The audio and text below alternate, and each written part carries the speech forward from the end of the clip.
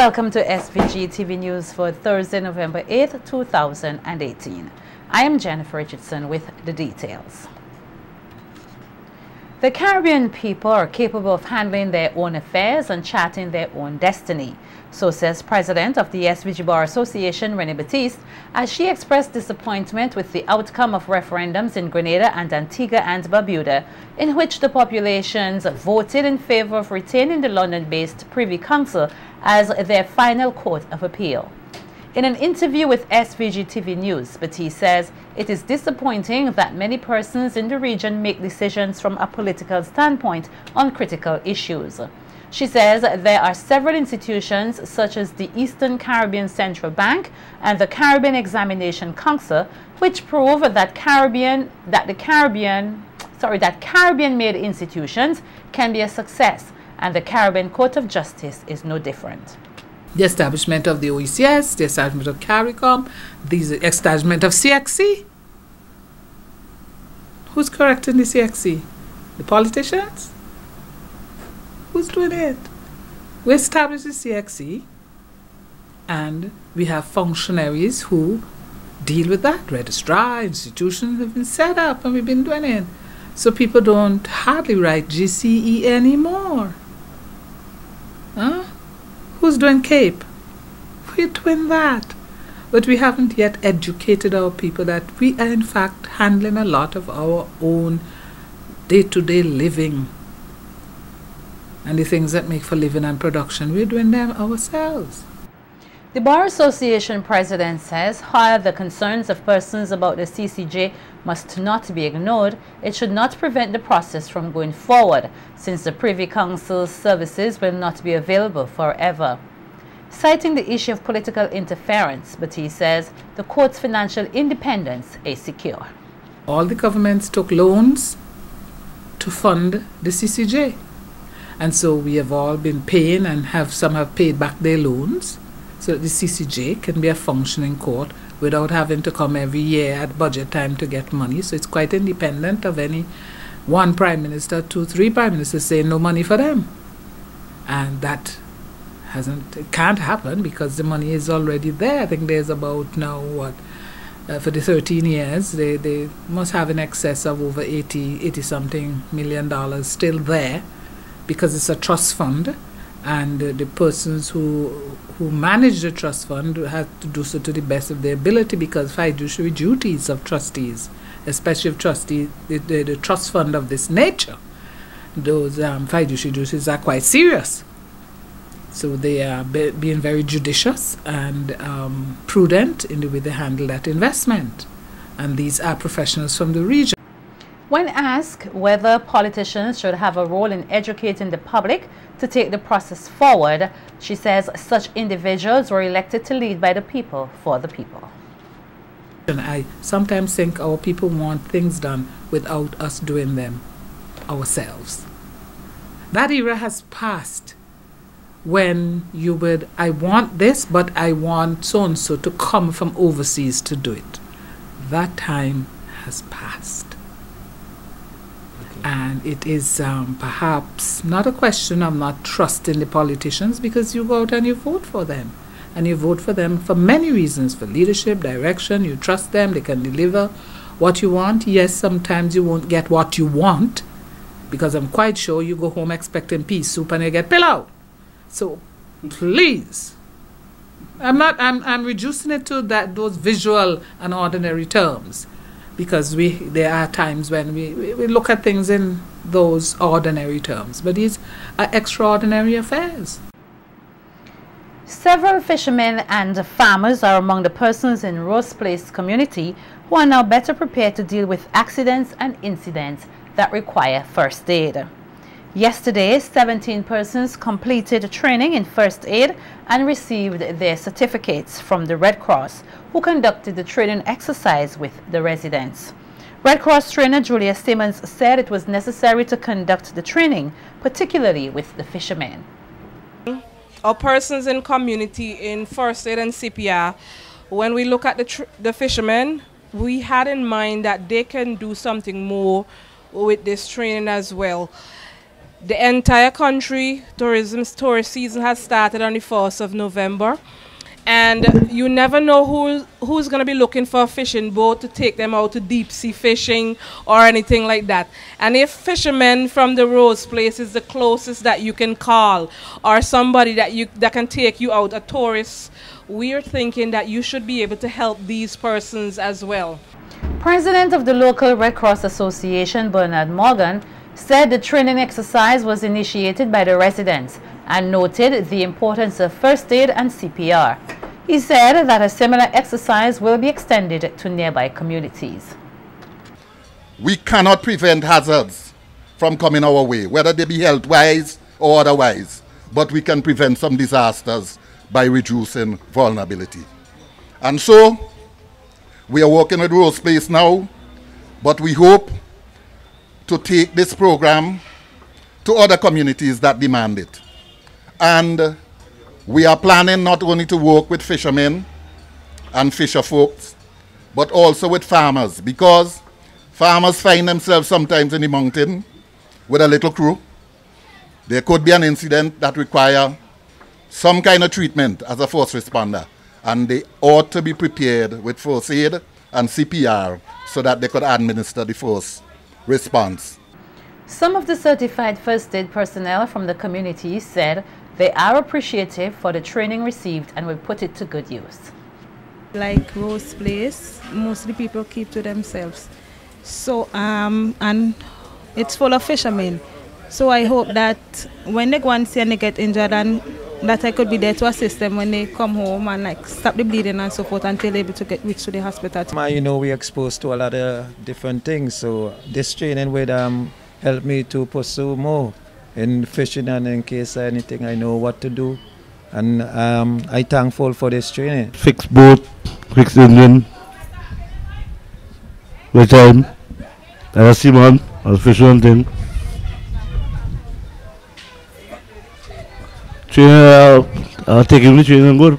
Well, the training was alright, and I think I will take this training as a community helper in the community.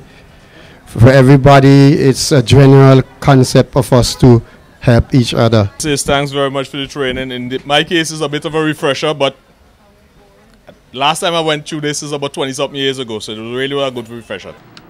A group of young people have initiated a project to address mental illness in St. Vincent and the Grenadines. The project, called A Change to Theatre, ACTT, is the brainchild of 16-year-old Robin Grant, who is SVG's Youth Ambassador for 2018.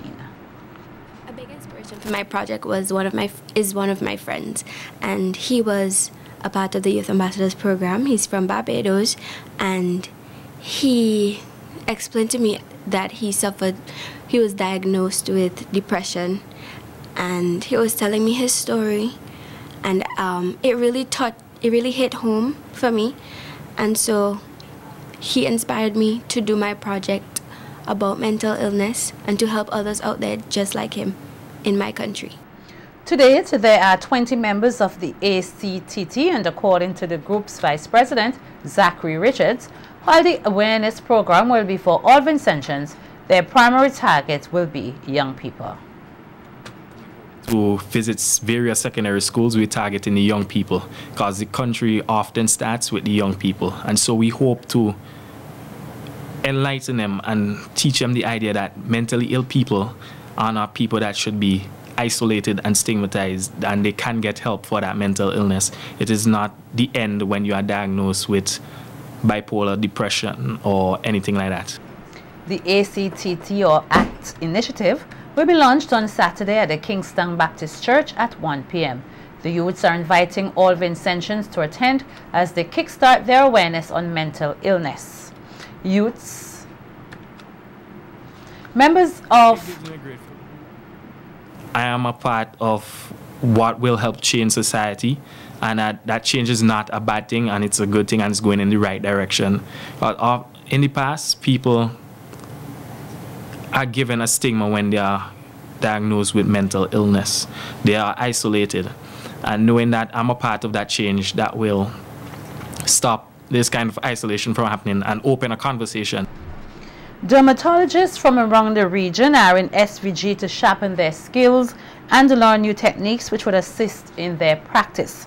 This through the 27th annual meeting of the Caribbean Dermatology Association, which will take place over a 3-day period at the Beachcombers Hotel. Local dermatologist and the organizer of the event, Dr. Leonard Dakin Anderson, said the organization was created in 1992 out of a need for professionals to meet and share their experiences. She said it also allows practitioners to examine new equipment and techniques used in the profession. Dr. Anderson said today's symposium featured a morning and evening session and discussed conditions such as keloids and the damage caused by skin bleaching. This morning we actually dealt with various things we see like keloids, which is a problem matter. Leg ulcers we had a big discussion about, and that was well received. We spent a lot of time looking at various options because, as you know, diabetes and leg ulcers and ways to protect our patients' feet is a big issue in the Caribbean. This evening's session is actually the one dedicated to our local practitioners. Again, we're going to focus a bit more on leg ulcers. We're going to look at Hansen's disease, which is another name for leprosy. We have a splendid talk on bleaching, and we're going to look at skin manifestations of sexually transmitted diseases, as well as other commonly misdiagnosed skin conditions. Dr. Anderson said that with skin bleaching, more education is needed to sensitize the public on the harm it causes. Well, I think there's a misconception. There's something wrong with your skin being dark. By far what we see is the damages from the bleaching. It changes the skin texture. As it gets lighter, you're more exposed to the damages from the sun. And with the sun, you're more prone to developing skin cancers. It is a risk. I think what happens if you try to limit them, people will still seek them outside, especially in this day and age where a lot of things are bought online. I think where the road to go is education, because we need to educate them so they know exactly what the dangers are. And I think that's the way to go. Today marks the first day of operation of the Police Sexual Offences Unit located at the Kettles Police Station. At the unit's launching ceremony on Wednesday, Assistant Commissioner Richard Brown said all reported cases will be handled with great sensitivity by members of the unit. ACP Brown noted that lately there have been an increased number of reported sexual-related crimes to the police, which speaks well of the confidence persons have in the organization to deal with these matters. I think there's a willingness now for persons who to come forward, and as such we are seeing these reports. We have matters, because matters of a sexual nature has no timeline in which you can report or not report these matters. So we have matters that may come up from way back when, and once they are reported, we have to investigate them. And we are seeing persons more willingly coming forward to give reports of these nature. Meanwhile, Commissioner of Police Colin John is asking that persons allow the police to do their job in carrying out the necessary investigations, noting that many times persons take matters into their own hands. As much as the information, the allegation may be of a heinous nature, a person is innocent until proven guilty, so allow the law to take its course. We are not living in the law of the jungle where everybody is a law to themselves, so allow the law to take its course. The police commissioner also added that there is a witness protection program in place which has helped persons in the past. Where persons have been sent from St. Vincent and the Grenadines for their own protection. That is very much alive and active. We also have the Witness Special Measures Program where persons can give evidence from an undisclosed location behind the scene. Also, there's this legislation in court under this, section under the Special Measures Act where the accused person is not allowed to question the victim or the virtual complainant directly. The court currently, and there's a matter going on in court as we speak. Meanwhile, the 7 staff members of the Sexual Offences Unit say they will be serving the public with integrity and are optimistic that the unit will be effective in its duties. I have been a member of the Royal St. Grenadines Police Force for 19 years, and I am proud to see the establishment of the Sexual Offences Unit, and it just proved to show our organization's dedication to the investigation of these matters. Corporal 712 Nicola Williams Brown, and I've been a member of the Royal St. Grenadines Police Force for the past 19 years. I am proud to say that I am proud to be a member of this unit. I am specially trained, and I can promise you that I will give my service to the public with the training I have. My name is Tamika Charles, constable 580. I am grateful for this opportunity, and I promise that I will do my best. I am Volna John, Police Constable 808. I have 10 years of service in this organization. I feel very proud being a part of the Sexual Offences Unit, and I promise the Commissioner and the public that we will work collectively to do our best to solve crimes of this nature. I'm Happy Valentine, Police Constable number 134. Being a police officer for the past 16 years, I've been blessed with the task to be the only male among all the females with this new unit. And I believe with the help of God that I'll do my best to see perpetrators come to justice, and with the assistance of the other ladies, I'll make myself abreast as to how to deal with sexual offences. Josette Scipio Gali, being a police officer for 19 years, and I'm very happy that I'm part of history this morning. And as a unit, we are going to endeavor to see that sexual offences will not be a thing of the past, but we can eliminate the statistics we have. Ms. Romancia Jordan, Police Constable number 599. I am proud to be a part of this unit, and I promise to put my best foot forward on this. The police have made progress with their investigations into a homicide that took place on Union Island last month. On October 3rd, 23-year-old Karim Bowens died at the Union Island Hospital after receiving a single gunshot to his chest. A wanted person bulletin was then issued by the police for Joel Gary Barker, also known as Platinum of Penniston, in connection with the crime. At a media launch yesterday, Police Commissioner Colin John said the murder accused was found in neighboring Grenada and was taken into custody. The police, we send police officers to Union Island and go in search of the person. On we can receive information that the suspect, he is in Grenada, or he was apprehended in Grenada. We are making efforts to get him from Grenada. I spoke to the Commissioner of Police in Grenada, so we are making efforts to get him back to St. Vincent and Grenadines.